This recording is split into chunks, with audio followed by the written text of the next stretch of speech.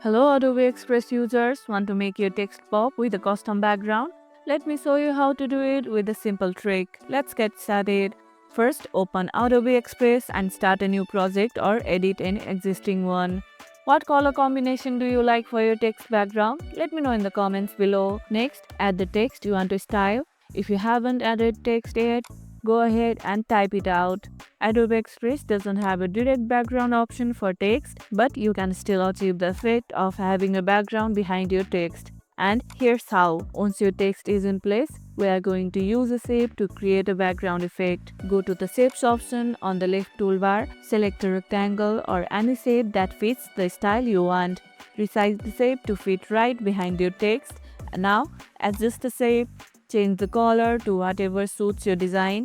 You can also adjust the opacity of the shape for a subtle effect. This helps the text stand out even more. After that, move the shape so it's directly behind the text. You may need to adjust its size to perfectly frame the text. And there you go, you have successfully added a custom background to your text, giving it a professional and eye-catching look.